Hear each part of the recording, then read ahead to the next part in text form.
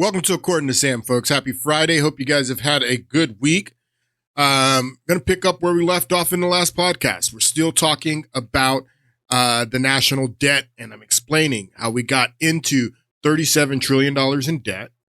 We're talking about the trade war with China, and I was relating the trade policy with China with the national debt, and talking about materialism. We started talking about materialism a few podcasts ago, and I was explaining how the United States was transformed into a materialistic society for the purpose of, by corporations, for the purpose of being able to sell you products, to make the United States a consumer society. And they had to change the consciousness of the United States and make the public in the United States see the world as a material world, as a materialistic world. And when we talk about materialism, we're going to get right back into where we left off in the last podcast. But when we talk about materialism, materialism isn't the need to acquire material possessions and the person that has all the name brand products and the flashy jewelry and all of that stuff, that's not materialism. That is a symptom of materialism, but materialism is a mindset.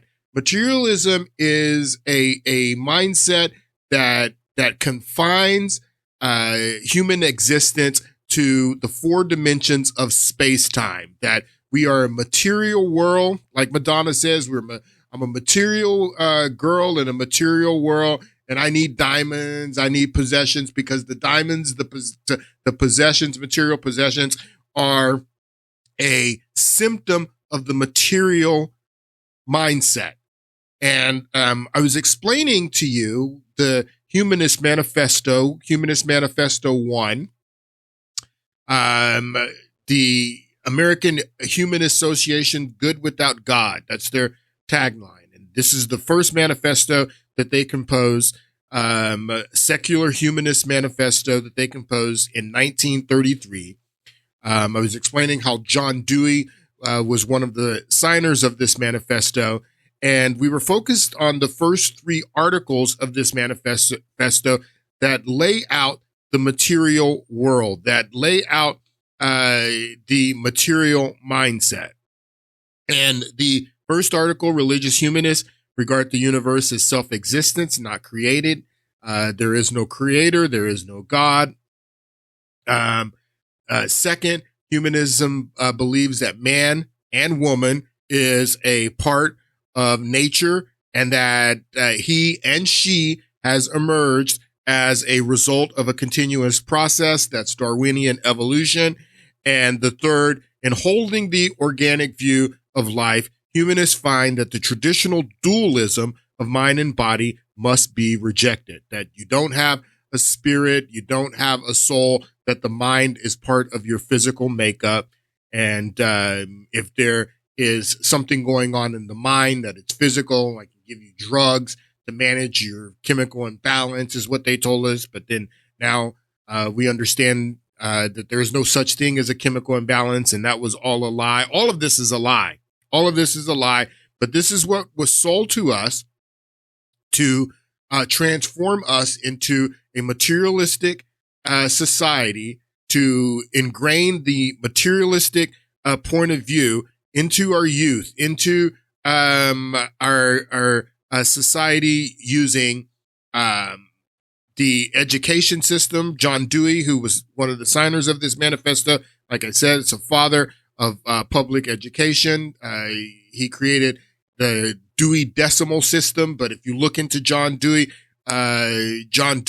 is, most of public education leans on what John Dewey did in the 1930s.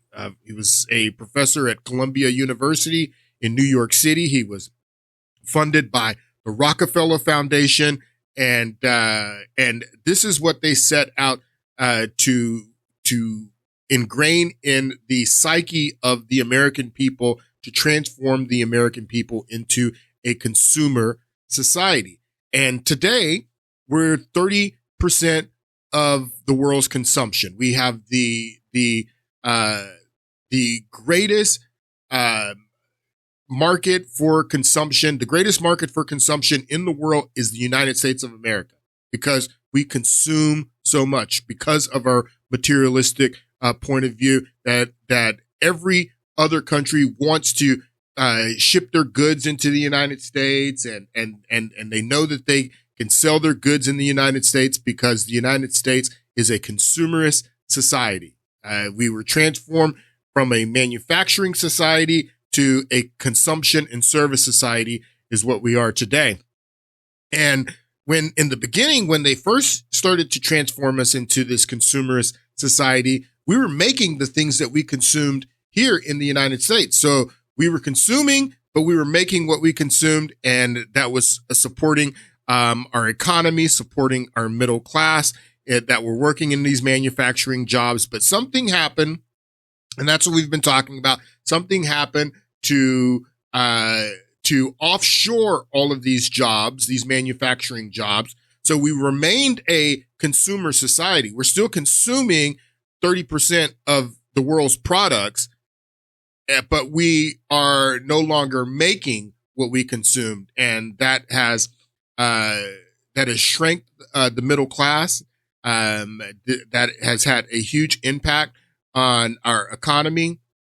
As you're going to see today, our relationship with China and bringing them in the World Trade Organization and offshoring many of the jobs off to China, that started in 2000, 2001. And you can chart the rise of our debt from in 2000, we had $5 trillion, a little bit over $5 trillion in debt.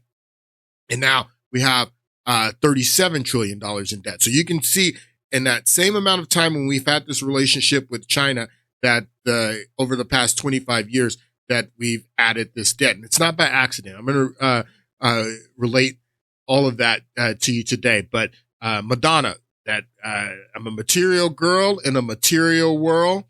And that is what they created here in the United States to make us consumers, the material world. And they use the education system, public education system, to ingrain this in our society and to transform our society into this materialistic world. But it wasn't only the public education system. There are three prongs to this. It's the public education system, and then it's higher education. So that's the colleges. That's another place. So you get the foundation of this indoctrination in your 12 years of public education, but then when you go into higher education, that's when you get this indoctrination reinforced.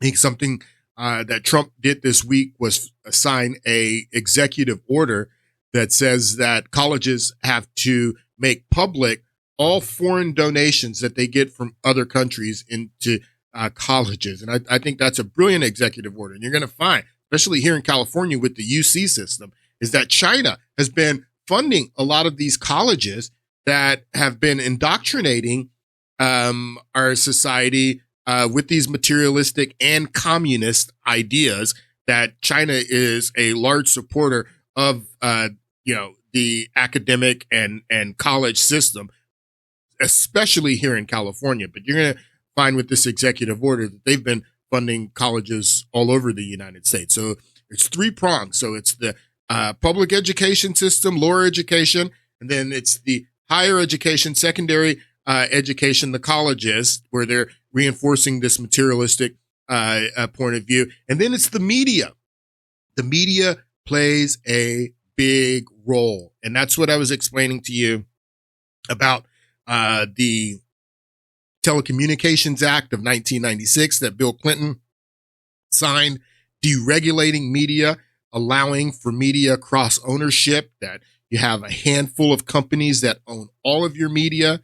They own the news stations, the the film industry. They own all of the media that you consumed is in the hands of very few corporations. And that was made possible by William Jefferson Clinton in 1996 when he signed the Telecommunications Act. And I'm going to get into more about the media in a future podcast, but the media is one of the three prongs that allow the corporations and the elite, the people in power, to transform the United States into a consumer society and to indoctrinate Americans with a materialistic mindset, a materialistic point of view. And I want to explain to you how that works and give you some examples of how that works. We were talking about Freudian psychology and how one of the people that was responsible for this transformation of the American people into this materialistic society was Edward Bernays. Edward Bernays is the father of propaganda.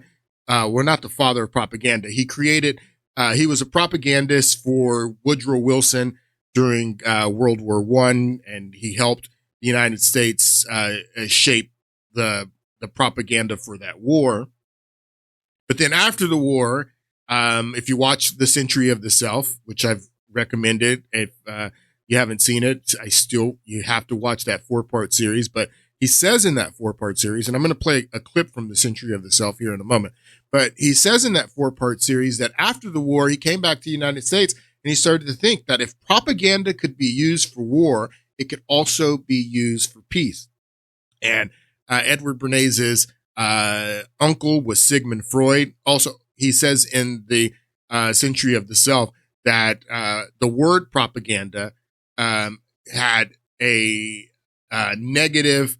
It was seen as a negative word, propaganda. So he changed the word propaganda to public relations when he started to use propaganda for peacetime. And his uncle, Sigmund Freud, is where he got the ideas to appeal to the baseness. This was what Cicero says in his quote about the traitor, which we read a few podcasts ago. And he says that the traitor appeals to the baseness that lies deep in the hearts of men, the base instincts, the baseness that is down in the subconscious, the base instincts.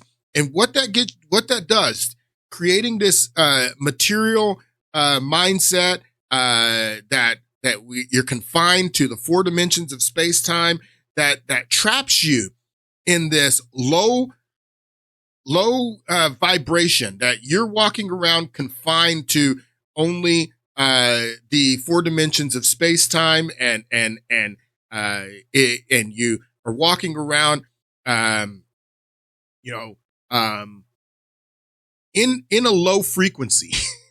They want you to walk around in this low frequency so they can appeal to your base instincts. That if you're, the band Third Eye Blind, that's the way they have the culture. They have the culture with their third eye blind. That the culture doesn't even realize that there's more to human existence than material. They don't have even and they want you walking around like that. So you're walking around in this low frequency, low vibration state where they can appeal to your base instincts, to your fears, fear. They want to appeal to your fears. You see it going on every day on mainstream media. These guys are appealing to your fears. They're also appealing to your violent motives. That's why the culture is so violent, because you're walking around on this low frequency, because they have you trapped in this low frequency with your third eye blind, and they're appealing to your violent motives, your immoral urges, your selfish needs, your shameful experiences, your irrational wishes, your unacceptable sexual desires, and many more. You would be surprised what the human mind and the human heart can come up with at the subconscious level. That, I mean, like I was saying in the last podcast, your kinks are down here in this lower level where they have you trapped in the 4 dimensions of space-time in this material mindset, and they're appealing to your base instincts. But they're not only appealing to your base instincts, they have you walking around on a daily basis where you are walking in your baseness. You are, you have no consciousness outside of your base instincts. And they created that for a purpose, to sell you products. This incident with Shannon Sharp is a perfect example. And I don't even like talking about this stuff, but this gives me a great example to what I'm talking about. Shannon Sharp, if you don't know who he is a former football player, Hall of Fame football player. He's a Super Bowl winning football player. He's 56 years old, and he got caught up with a 20-year-old. She was 19 when he first met her, is what they say, but met her at the gym, got caught up with this 20-year-old, and she appealed to his baseness. That's what she did.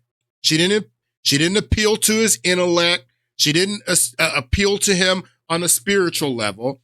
She appealed to him on to his base instincts. That's what she appealed to him on. And because he was walking around in this lower level, this lower frequency, and he was susceptible to her sexual appeals, now he's in trouble. Now this guy's entire career is in jeopardy. This guy was getting ready to sign $100 million contract, which is in jeopardy now. His job at ESPN is in jeopardy. He's brought shame to his family, to his friends, because this 20-year-old girl appealed to his base sexual instinct, and his third eye was blind, and he fell into the trap.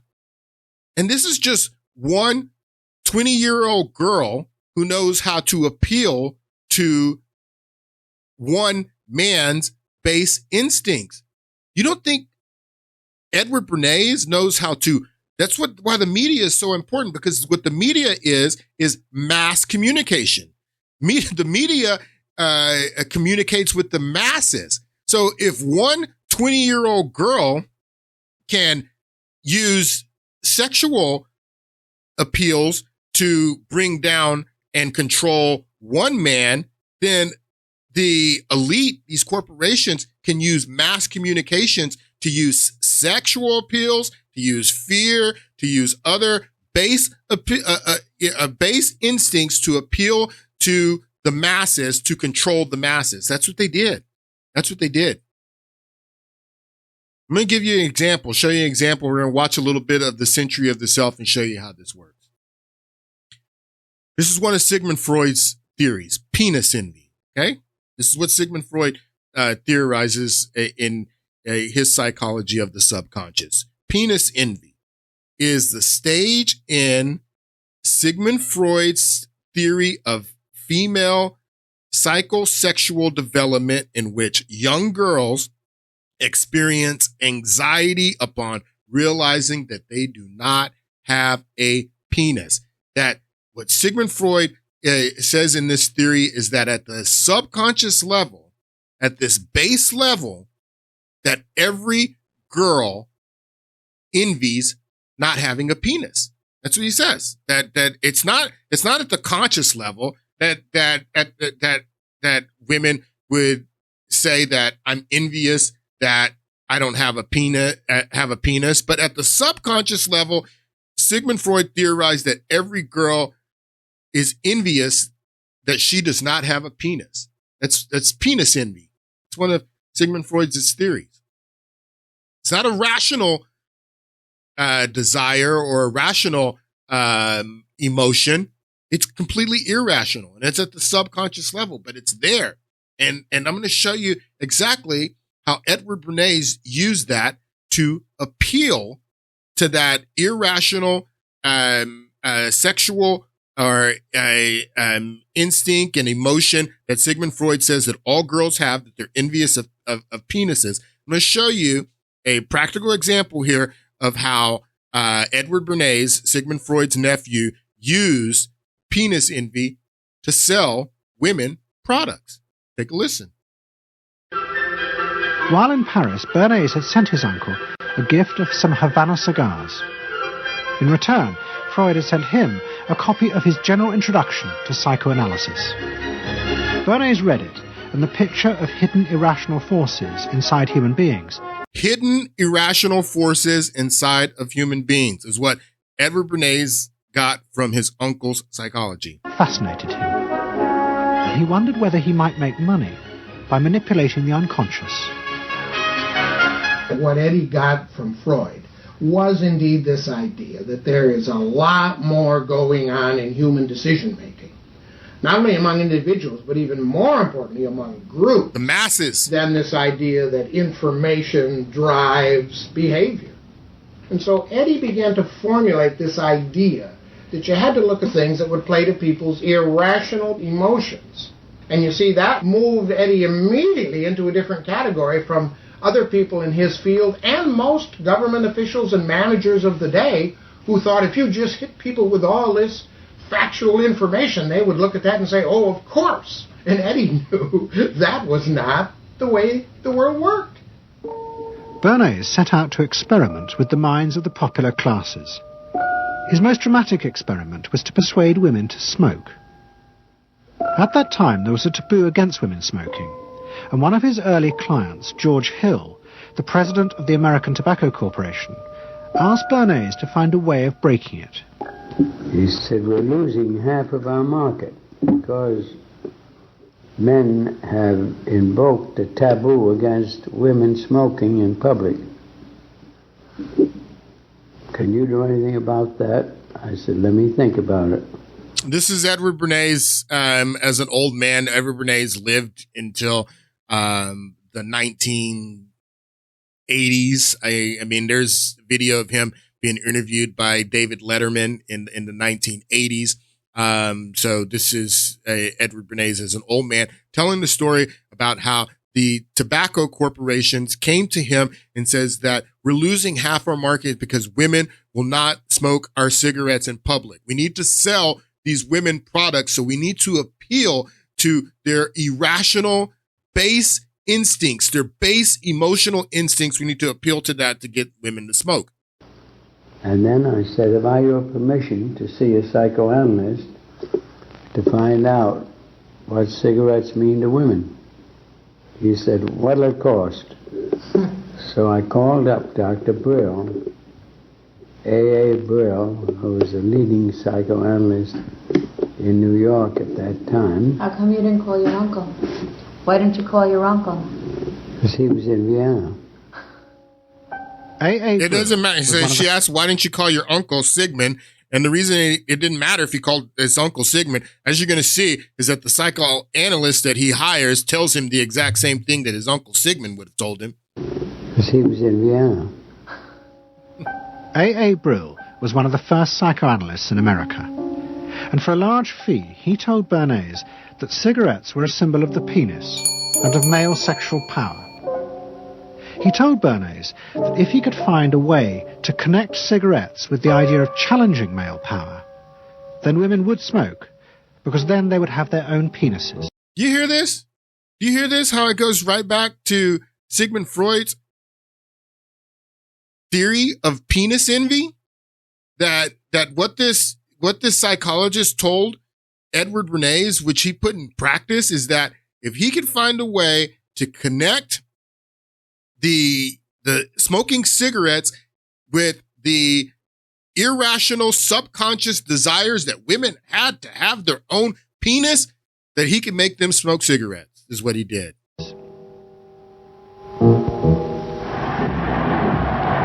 Every year, New York held an Easter Day parade to which thousands came. And Bernays decided to stage an event there. He persuaded a group of rich debutantes to hide cigarettes under their clothes. Then they should join the parade, and at a given signal from him, they were to light up the cigarettes dramatically. Bernays then informed the press that he had heard that a group of suffragettes were preparing to protest. Notice how the press is very key to his plan, that if he doesn't have the mass media, if he doesn't have the press, then this scheme doesn't work. So he has to inform the press of what he's doing so the press can be there to report what he's doing, so it's mass communicated. So I can use this to not only manipulate a small group or one individual, that I can use this and project it through the mass media to manipulate a society of women to smoke. By lighting up what they called torches of freedom. He knew this would be an outcry, and he knew that all of the photographers would be there to capture this moment. And so he was ready with a phrase, which was torches of freedom. And so here you have a symbol, women, young women, debutantes, smoking a cigarette in public with a phrase that means anybody who believes in this kind of equality pretty much has to support them in the ensuing debate about this, because torches of freedom.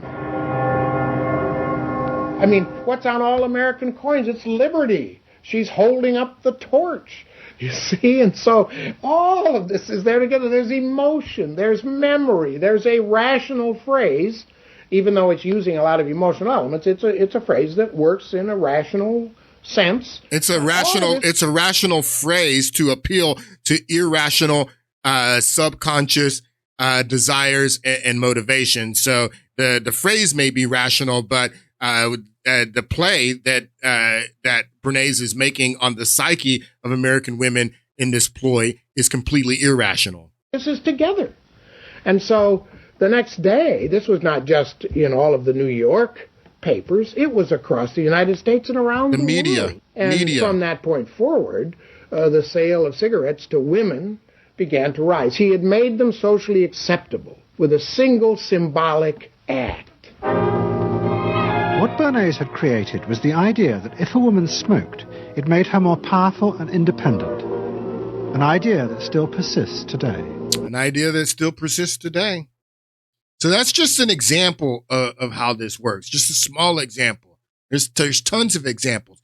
But like I was telling you, that, and if you watch The Century of the Self, the entire 4-part series, you'll see that the corporations that use these schemes to appeal to base instincts, to appeal to negative subconscious motivations, that they started using those same tools to sell political ideas, to sell political candidates, to appeal to people's fears. You see it every day in the media today, to appeal to people's fears, to get them to go out and key Teslas, to get them to go out and to destroy Teslas because of this appeal that the media is making to these irrational, base level, third eye blind people that are walking around in this low frequency state.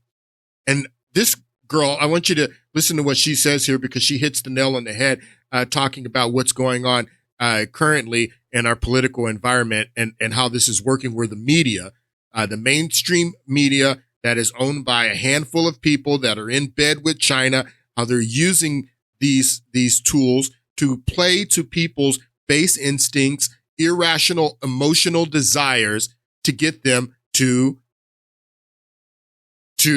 enrage them about political things. Take a listen to what this girl says. Isn't it interesting to see how easily manipulated liberal people are? So it started off screaming their heads off about reproductive rights, no longer trending, so then they moved on to target Elon Musk. And now, because that's no longer trending with mainstream media, guess what they're all talking about now and being outraged by? Yeah, that Maryland father is now due process. And they don't even see the fact that mainstream media's whole intention is to get you emotionally riled up so that they can control you. She's absolutely right, that the intention of the mainstream media is to get you riled up from one issue to another, from Elon Musk to the Maryland man to the, constitutional crisis, whatever. They're just playing on these.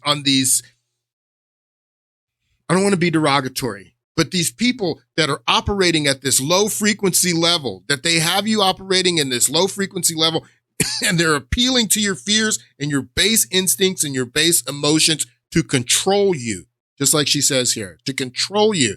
Now, she's obviously on a higher level. She's obviously not susceptible to these ploys. She realizes what is going on, like many other Americans, and it doesn't work with them. But the masses, the majority of these people who you see reacting to this stuff, moving from one issue to another, from COVID to Ukraine to whatever issue they want to rile you up about, to control you, to appeal to your base instincts. That's what's going on here. Yeah, that Maryland father is now.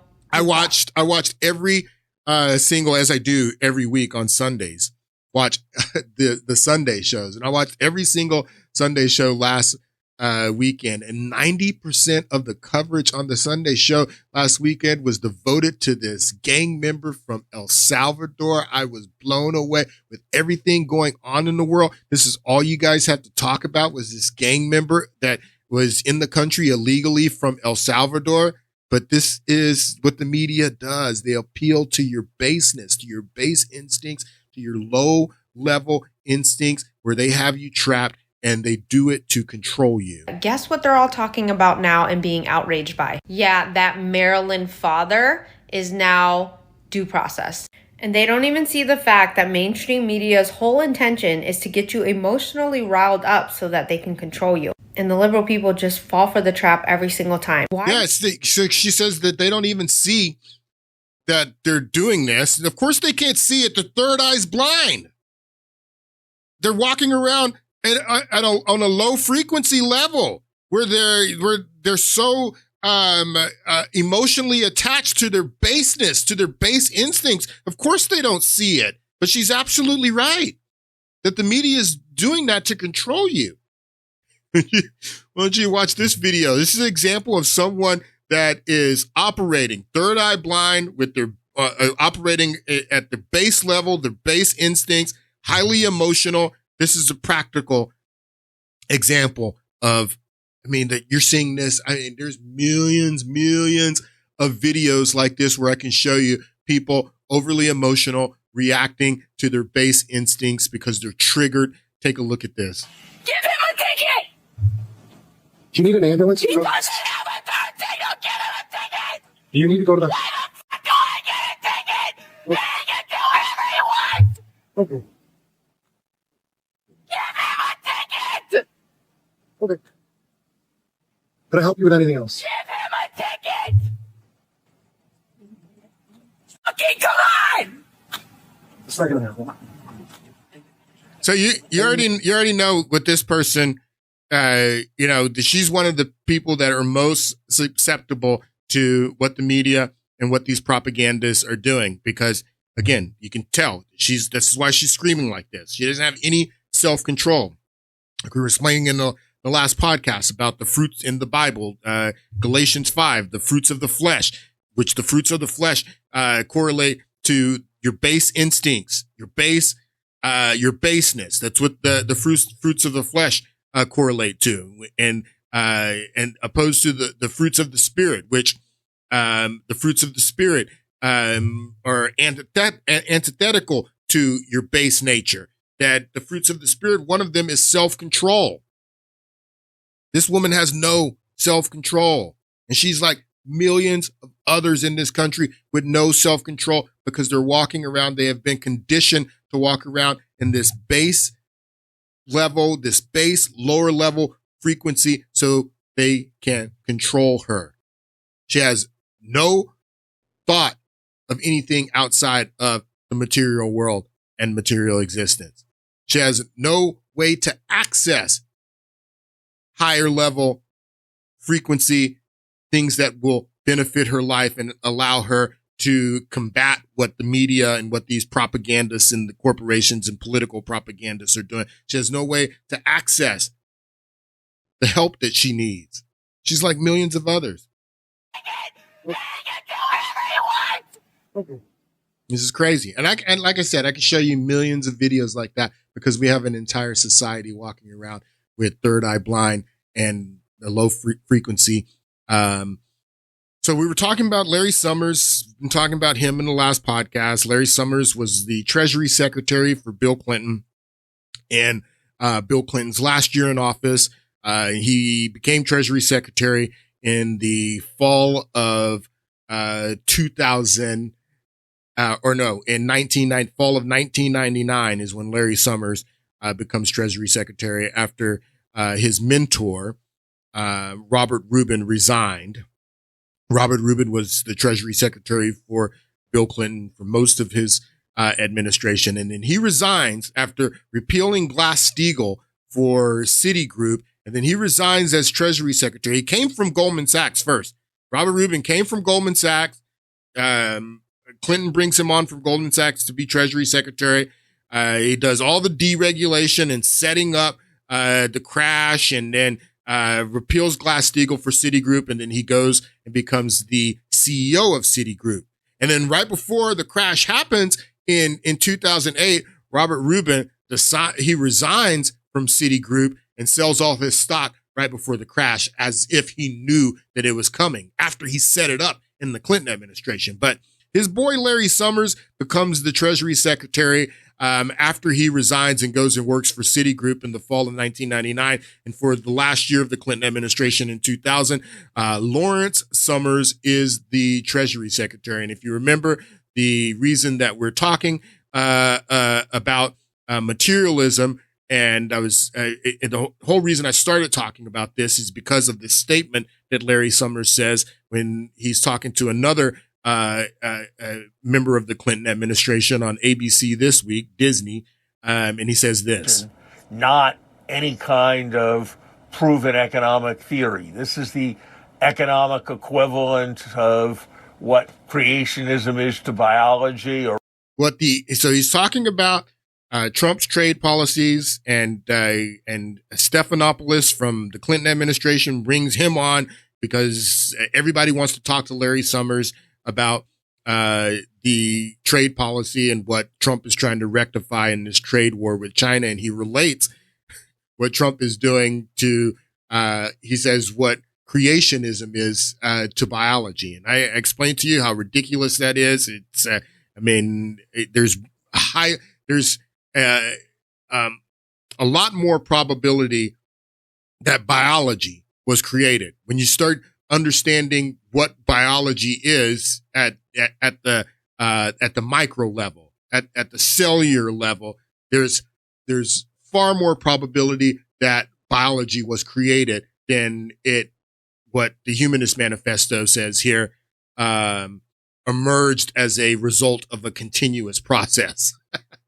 There's far more evidence that it was created, but he's using this materialistic, the secular humanist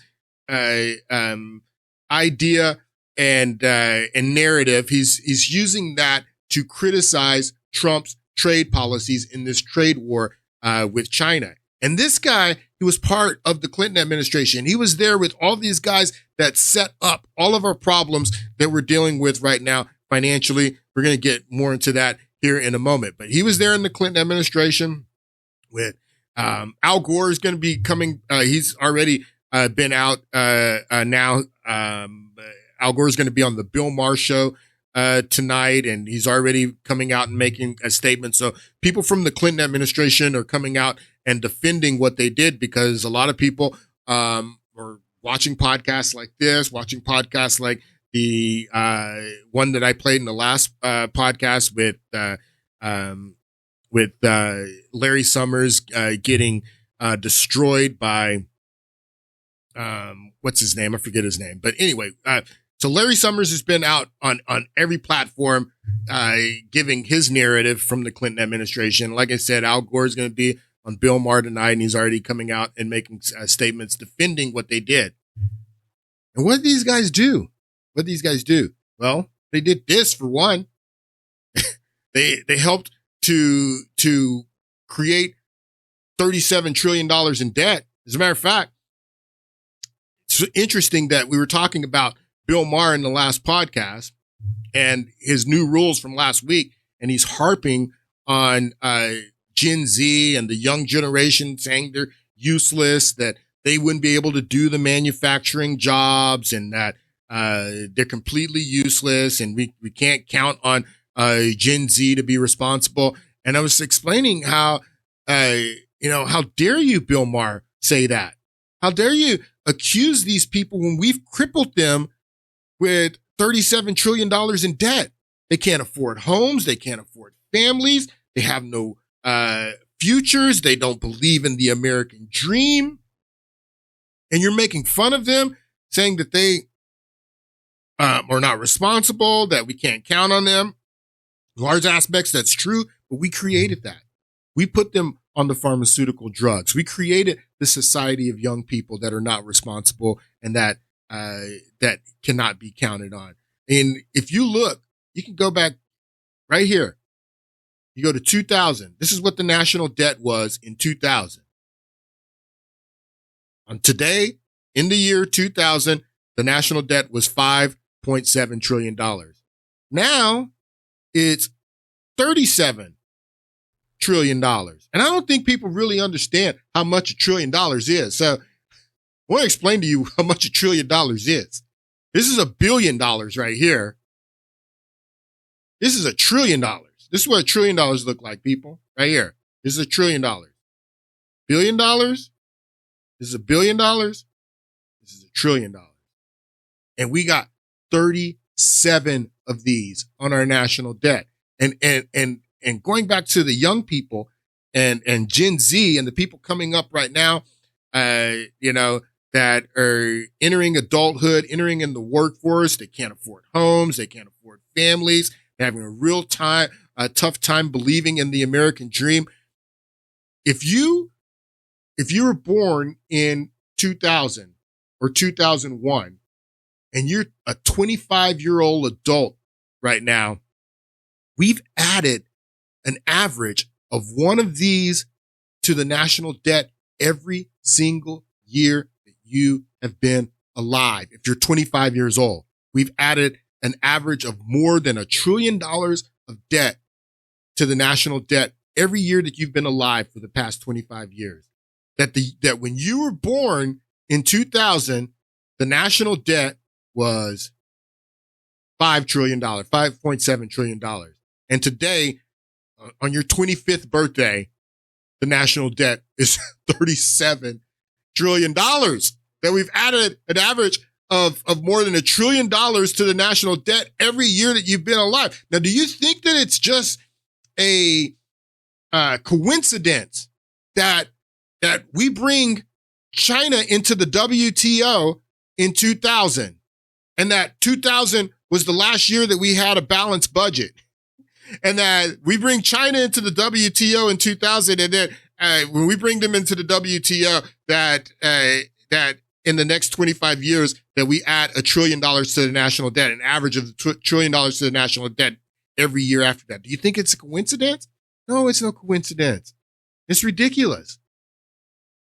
I didn't finish playing this whole clip of Chris Cuomo that we played at the end of last podcast, explaining what happened when China became a permanent member of the WTO and they were given the permanent trade status by the Clinton administration. But I want to play more of this, and from Chris Cuomo. Take a listen. The reason we don't make the stuff we wear, but much, much more importantly, the chips, the processors, the reason we're not leading with the robotics factories, the reason they're not all over the place, the reason we don't have clean, new mini nuclear plants doing so much for our energy, the reason the tax code seems to have loopholes for everyone but you, is because the system is designed by and for and controlled by and for and financed by and for corporations, the corporate elites. That is the real establishment. Everything comes from that. He's right. That's why China is on top. That's why our politics is all about money and dominated by two parties that are constantly dividing us on side issues. He's right. And trumped up culture wars. It is all done to keep us away from the real problem. Those guys on stage with Trump, the big dollar donors for the Democrats in Silicon Valley and other major industries, they all went to China for what? Cheap labor, no environmental concerns, no labor safety standards. Most of them come from where? The middle class. And then they not only turned their back on it, but they totally screwed it over. And this is not some hot take. It is data. In 1970, the middle class in this country earned 60% of the income. The rich, 30%. China was the 8th largest economy. America was first. Then came the big bad year, 2001. What does this have to do with 9/11? No, I'm not talking about 9/11. It has a lot to do with 9/11. We're going to get into 9/11 and what 9/11 has to do with this, because 9/11 does have a lot to do with this. He says in this clip, 2001 is when China becomes part of the World Trade Organization, the WTO. That's not true. That's when it started to really kick off in the Bush administration. But you got to understand that Bush and Clinton are brothers from another mother, is what Bush said about Clinton. That there's no difference between Clinton and the Bushes. That this is continuity of government, continuity of policy going from the Clinton administration to the Bush administration. There's no difference. And we gave China permanent status, a PNTR status in 1999. And then in the fall of 1999, in November of 1999, that's when you have the World Trade Organization event in Seattle, where all the Democrats, all the leftists were there protesting against free trade, protesting against globalism. It's called the Battle of Seattle. Look it up. That happened in November of 1999. That's the World Trade Organization. And then as you get into 2000, that's when China is invited into the World Trade Organization. And then the policies start to kick off in 2001. Okay. So he's not, Chris Cuomo's not right here when he says that China became a member in 2001. They actually became a member in 2000, and they were given permanent trade status in 1999. Was first. Then came the big bad year, 2001. What does this have to do with 9/11? No, I'm not talking about 9/11. 9/11 was a major catastrophe. Something else happened in 2001. You know what it was? China getting into the WTO, the World Trade Organization. 4 years later, China, 4th biggest economy. So understand what he's saying here, that China comes into the WTO in 2000. 4 years later, they go from the 8th largest economy to the 4th largest economy. You want to know what China is now?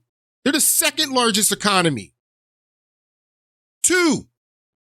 So what he's saying here is absolutely correct. That after 4 years after China or 5 years after them giving permanent trade status and being invited into the WTO, they go from the 8th largest economy in the world to the 4th largest economy in the world, and now they're the 2nd largest economy in the world. China getting into the WTO, the World Trade Organization. 4 years later, China, 4th biggest economy. Why? Millions of jobs from here sent there. Hey, but that's globalization. We got cheap stuff in return. Okay, but now don't we see that the cost of that cheap stuff was losing what really had value? High-paying jobs for millions of middle-class folk. We traded cheap sneakers for the ability to afford a home, to pay for an education, to build a dream. He's right. You think it's a coincidence that after that we saw a spike in folks on Medicaid? You think it's a Medicaid, disability, all of that they sold out the middle class welfare. That yes, we saw a spike in all of that after you offshored the jobs and hollowed out the middle class. Yes, we saw a spike in all of that, and we saw a spike in the national debt, as I just explained to you. Over the past 25 years, that we've added an average of $1 trillion to the national debt every year since this point. It's not a coincidence. You think it's a coincidence? No, it's not a coincidence. We saw a spike in folks on Medicaid? Not a coincidence. You think it's a coincidence that after that, credit card offerings and rates jumped? Look at what happened by 2020. The middle class only earned 40% of the income and the rich earned 50. What changed? I just told you what changed. The system. That's globalization. No, it was a choice. And the rich here made it for the rest of us. And they made out like never before at the expense of the middle class. Absolutely, Chris Cuomo. They did this, and they should pay for it. If you want to sell here, if you want access to the #1 consumer market in the history of creation. The #1 consumer market in the history of the nation is what Chris Cuomo says. How did we become the #1 consumer market in the history of the nation? Materialism. That's why we became the #1 consumer market in the history of the nation, is because they turned us into a materialistic, consumerist society. And it was good when we were making what we were consuming.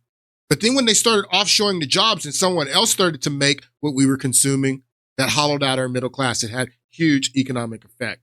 He's absolutely right. They should pay for it. If you want to sell here, if you want access to the #1 consumer market in the history of creation, you should make here, you should hire here, you should pay here. Certainly a hell of a lot more than you do right now. He's absolutely right. Trump wants a tax cut?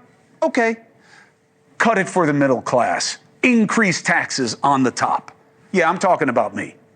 So, and I agree with this too. I told you, I don't agree with the tax cut, at the top. I guess an argument can be made that that's going to kickstart the economy and help the economy. But, I agree with Chris Cuomo. It should be only a middle class tax cut. I don't believe that we should be cutting taxes on the high end owners, especially the billionaires. It's like he said, they're the ones who caused the problem. So we're almost done here. I have a few more minutes. I want to get back into this book, this post from this book about Bill Clinton. And the book is called The Survivor. It came out in 2006, and the subtitle, Bill Clinton and the White House. So this is a book called The Survivor about Bill Clinton. And this is in this post, this page 5 of the book. I'm going to read these first 2 paragraphs. So Rubin, who are they talking about here?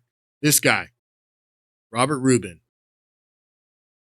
says Rubin, who had made a fortune on Wall Street and was joining the Clinton team to coordinate economic policy at the White House, and Leon Panetta of California, Leon Panetta, who was the director of the CIA under Barack Obama, Leon Panetta from California, who went to Santa Clara College, the same Jesuit college that Nancy Pelosi went to, and the same Jesuit college that Gavin Newsom went to. Leon Panetta went to University of Santa Clara from California, became CIA director. So it says Rubin was joining the Clinton team to coordinate economic policy at the White House with Leon Panetta, California congressman who Clinton had tapped to be the federal budget director.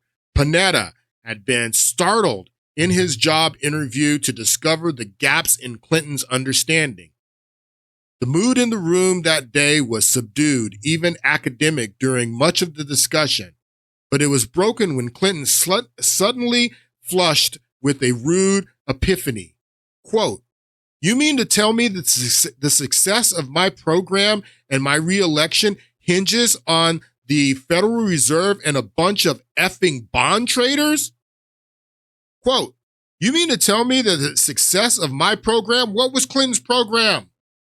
Rego, inventing government. Rego was Clinton's plan. Cutting spending, cutting the waste and fraud and abuse in government, cutting the bureaucracy, balancing the budget. That was Clinton's plan. That was his program. And Clinton's quote here, he said, "You mean to tell me that my program and my reelection hinges on the Federal Reserve and a bunch of effing bond traders?" Is what he says. What if we paid off the debt? And I've talked about this numerous times, and this is so important for you to understand this document because this document tells you everything. This is an article that came out in an NPR in 2011. The article is titled, "What If We Paid Off the Debt? The Secret Government Report." So it was a secret. They kept it secret in the year 2000. This report, this document was written. This is the actual document that NPR sued the government to get this document through a FOIA request. We don't get this document, and this document is not made public until a decade after this document was composed. It was composed in November of 2000. You can see the date right here. And who was Treasury Secretary when this was composed? This guy. This guy, Lawrence Summers. Larry Summers was involved in composing this secret document called Life After Debt. Let's read a little bit of this document. We read the first paragraph, a little bit of the first paragraph. In the year 2000, the U.S. Treasury began actively buying back public debt. We should all appreciate the tremendous achievement that this represents for the nation as a whole. As the previous section described, there are good reasons for the current fiscal discipline and the public savings that accompany it to continue. We must realize, however, that the sharp reduction in federal debt, the fact that we're paying off all of this debt. What was the debt in 2000? The debt in 2000 was $5 trillion, $5.7 trillion. And Clinton's plan was reinventing government, balancing the budget, paying off debt. So we had balanced the budget. We even had surpluses in these last 2 years. And that was the problem. They were paying off all of this debt is what Larry Summers and whoever else composed this secret document that was kept secret. 2000 was an election year, people. This should have been part of the public debate. If you're telling me that paying off all of our debt is causing a problem, that should be part of the public debate, but they kept it secret during that election year. As the previous section describes, there are good reasons for our current fiscal discipline and public savings that accompany it to continue. We must realize, however, that the sharp reduction in federal debt and the possible accumulation of federal assets that raises at least three important issues. First, investors looking for an asset free of credit risk can no longer count on the abundant supply of bonds, of Treasury securities. That if we pay off all this debt and we become debt free, then we're not going to have treasuries anymore, treasury bonds. Do you understand that the largest leverage that China has over us in this trade war is that they own so many of our treasury bonds? That Larry Summers and Bill Clinton and the Clinton administration gave China the leverage that they have against us 25 years later in this trade war? They not only sold us out, sending our jobs overseas, raising China's middle class as our middle class declines, raising China's economic status from the 8th largest economy in the world to the 2nd largest economy in the world. They not only did that, they gave China their biggest card, their biggest leverage, their biggest trump that they can use against us today in Trump trying to combat China and reorganize our trade relations with them. They gave them their leverage because the largest leverage that China has is the reason that everybody's talking about bond yields going up and the bond market being in jeopardy is because, I mean, who would buy bonds right now if we're in the middle of this trade war and China at any moment can dump treasury bonds and they can hurt the bond market? The reason that there is even a bond market today because what these guys are predicting in this document, Life After Debt, is that if the United States continued to balance the budget and continue to pay off debt the way they were doing the way we were doing in 2000, that we were going to be completely debt free by 2011, 2012. in a decade that this number right here, that is $37 trillion today, would have been zero. Can you imagine what we would have been able to do if we would have had zero national debt in 2011? That's what they were predicting, that all of the national debt, this entire $5 trillion that we had at this time in 2000, that this was going to be all paid off by 2011 if we would have continued on the path that we were going in 2000. That's what they were predicting. And they identified it as a crisis. They identified it as a huge problem that they kept secret, that they kept quiet in the election year. They identified it as a crisis that the United States was going to pay off all of its debt. That's what this document is that NPR got through the FOIA request a decade later. And that's what this article is about. What if we paid off the debt? The secret government document.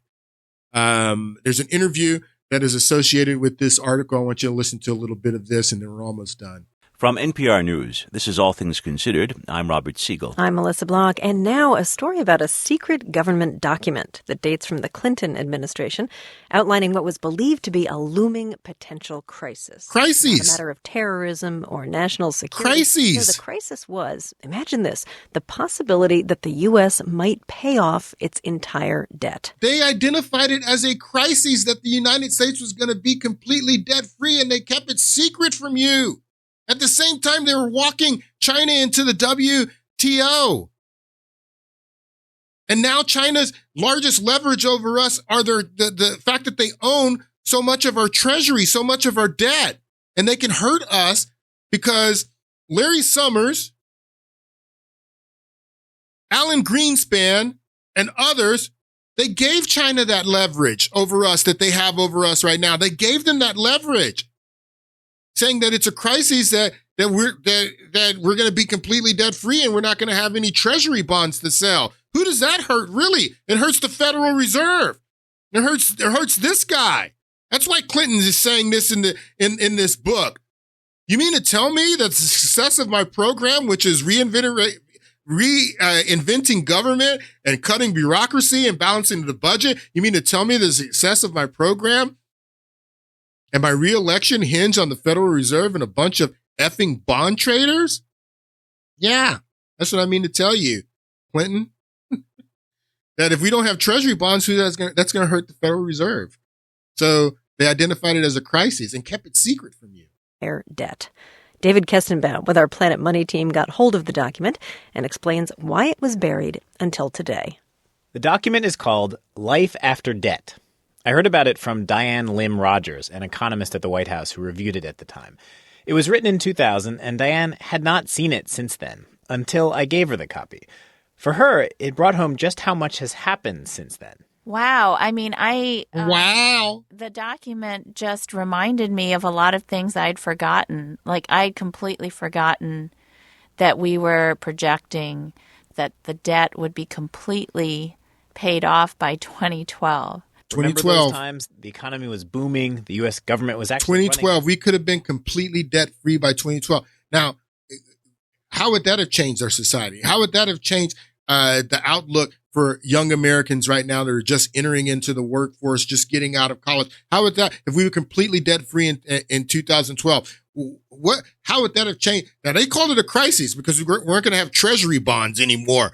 But in reality, what would that have done to, I mean, what could we have done with, instead of being $37 trillion in debt right now, like we are right now, we could be completely debt free. You know what we would have been able to do? Oh my God, people. You guys don't even understand what they did to you. The government was actually running a surplus, taking in more than it was spending.